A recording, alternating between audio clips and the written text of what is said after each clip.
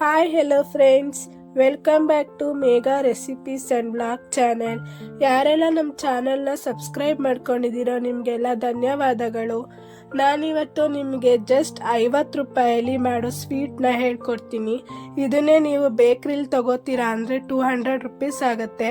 ಮನೆಯಲ್ಲೇ ಕೇವಲ 3 ಪದಾರ್ಥಗಳನ್ನು ಯೂಸ್ ಮಾಡಿಕೊಂಡು ನೀವು 150 ರುಪೀಸ್ನ ಉಳಿಸ್ಬೋದು.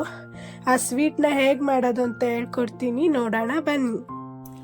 ಮೊದಲಿಗೆ ಬಾಣಲಿಗೆ ನಾವು 2ರಿಂದ 3 ಗ್ಲಾಸ್ ಅಷ್ಟು ಕಡಲೆಪುರಿ ಹಾಕ್ಕೊಳ್ಳೋಣ. ಆದರೆ ಉರಿನ ನಾವು ಲೋ ಫ್ಲೇಮಲ್ಲೇ ಇಟ್ಕೋಬೇಕು. ಇಟ್ಕೊಂಡು ಸ್ವಲ್ಪ 2ರಿಂದ 3 ನಿಮಿಷ ನಾವು ಅದನ್ನು ಹುರ್ಕೊಳ್ಳೋಣ. ನೆಕ್ಸ್ಟು ಅರ್ಧ ಗ್ಲಾಸ್ ಅಷ್ಟು ಕಡಲೆ ಬೀಜ ಹಾಕ್ಕೊಂಡು ಲೋ ಫ್ಲೇಮಲ್ಲೇ ಇಟ್ಕೊಂಡು ಹುರ್ಕೊಳ್ಳೋಣ.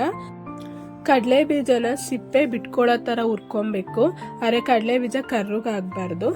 ನೆಕ್ಸ್ಟ್ ನಾವು ಇದಕ್ಕೆ ಒಂದು 10ರಿಂದ 12 ಗೋಡಂಬಿ ಹಾಕ್ಕೊಂಡು ಅದನ್ನು ಸ್ವಲ್ಪ ಬೆಚ್ಚಗೆ ಹುರ್ಕೊಳ್ಳೋಣ. ಕರ್ರುಗೆ ತುಂಬ ಸೀಸಕ್ಕೆ ಹೋಗಬೇಡಿ, ಕೈ ಥರ ಬರುತ್ತೆ. ಇವಾಗ ಒಂದು ಜಾರಿಗೆ ಆವಾಗಲೇ ಹುರಿದಿಟ್ಕೊಂಡಿರೋ ಅಂಥ ಕಡಲೆಪುರಿನ ಹಾಕ್ಕೊತಾ ಇದ್ದೀನಿ.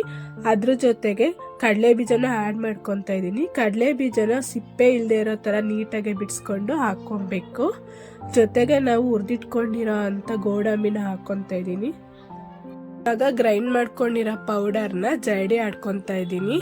ಪೌಡರ್ನ ಸ್ವಲ್ಪ ನೈಸಾಗಿ ರುಬ್ಕೊಳ್ಳಿ. ಮತ್ತೆ ನಾವು ಜಾರಿಗೆ 1/4 ಗ್ಲಾಸ್ ಅಷ್ಟು ಸಕ್ಕರೆನ ಮತ್ತೆ ಅದ್ರ ಜೊತೆಗೆ 2ರಿಂದ 3 ಏಲಕ್ಕಿ ಕಾಯಿನ ಹಾಕೊಂಡು ಗ್ರೈಂಡ್ ಮಾಡ್ಕೊಳ್ಳೋಣ. ಇದನ್ನು ನಾವು ಮತ್ತೆ ಜರಡಿ ಇಟ್ಕೊಬೇಕಾಗತ್ತೆ, ಯಾಕಂದ್ರೆ ಏಲಕ್ಕಿ ಎಲ್ಲ ಹಾಗೆ ಉಳ್ಕೊಂಡ್ರೆ ಸ್ವೀಟಲ್ಲಿ ಮೇಲ್ಮೇಲೆ ಹಾಗೆ ಕಾಣಿಸ್ತಾ ಇರುತ್ತೆ. ಇವಾಗ ನಾನು 2 ಜರಡಿ ಇಟ್ಕೊಂಡಿರೋ ಅಂಥ ಪೌಡರ್ನ ಒಂದು ಬೌಲಿಗೆ ಹಾಕ್ಕೊಂಡು ಅದಕ್ಕೆ ಸ್ವಲ್ಪನೇ ಹಾಲು ಹಾಕ್ಕೊಂಡು ಕಲಿಸ್ಕೊಳ್ತಾ ಇದ್ದೀನಿ. ಜಾಸ್ತಿ ಒಂದೇ ಸಲ ಹಾಲು ಹಾಕೋಕೆ ಹೋಗ್ಬೇಡಿ, ತೆಳ್ಳಗಾಗ್ಬಿಡುತ್ತೆ. ಸ್ವಲ್ಪನೇ ಹಾಲು ಹಾಕ್ಕೊಂಡು ನಾವು ಚಪಾತಿ ಮಾಡೋ ಅಂಥ ಹಿಟ್ಟಿನ ಅದಕ್ಕೆ ಬಂದರೆ ಸಾಕು. ಅದನ್ನು ನೀಟಾಗಿ ಮಿತ್ಕೊಬೇಕು. ನೋಡಿ, ಈ ಅದಕ್ಕೆ ಬಂದರೆ ಸಾಕು. ಇದಕ್ಕೆ ಇವಾಗ ನಾವು ಟೇಸ್ಟಿಗೆ ಸ್ವಲ್ಪ ತುಪ್ಪ ಹಾಕ್ಕೊಂಡು ಮತ್ತೆ ನೀಟಾಗಿ ಚೆನ್ನಾಗಿ ಮಿದ್ಕೊಳ್ಳೋಣ. ಇವಾಗ ಮಿದ್ದಿಟ್ಕೊಂಡಿರೋ ಇದನ್ನ ನಾನು ಒಂದು ಚಪಾತಿ ಮಣೆಗೆ ತುಪ್ಪ ಸವರ್ಬಿಟ್ಟು ಲಟ್ಟಿಸ್ಕೊತಾ ಇದ್ದೀನಿ. ಅದನ್ನ ನಾವು ಶೇಪ್ ಕೊಡೋಕ್ಕೆ ಅಂದ್ಬಿಟ್ಟು ಬಾಕ್ಸ್ ಟೈಪಲ್ಲಿ ಕಟ್ ಮಾಡ್ಕೊಂಡಿದ್ದೀನಿ. ನಿಮಗೆ ಯಾವ ಶೇಪ್ ಬೇಕೋ ಆ ಶೇಪಲ್ಲಿ ನೀವು ಸ್ವೀಟ್ನ ಕಟ್ ಮಾಡ್ಕೊಬೋದು. ನೀವು ಕಟ್ ಮಾಡ್ಕೊಳ್ಳೋಕ್ಕೂ ಮುಂಚೆ ಚಾಕುಗೆ ತುಪ್ಪ ಸವರ್ಕೊಳ್ಳಿ. ತುಪ್ಪ ಸವರೋದ್ರಿಂದ ಚಾಕುಗೆ ಅಂಟ್ಕೊಳ್ಳೋದಿಲ್ಲ, ಸ್ವೀಟು ತುಂಬ ನೀಟಾಗಿ ಕಟ್ ಆಗುತ್ತೆ. ನೀವು ಎಲ್ಲಾದ್ರೂ ಈಗ ಹೊರಗಡೆ ಜಾತ್ರೆಗೆ ಹೋಗಿರ್ತೀರಾ, ಅಲ್ಲಿ ಕಡಲೆಪುರಿ ತಂದಿರ್ತೀರಾ, ಮನೇಲಿ ಯಾರು ತಿನ್ನೋದಿಲ್ಲ, ವೇಸ್ಟ್ ಆಗುತ್ತೆ ಅನ್ನೋ ಬದಲು ನೀವು ಈ ಥರ ಸ್ವೀಟ್ ಮಾಡಿಕೊಂಡು ಆರಾಮಾಗಿ ತಿನ್ಬೋದು.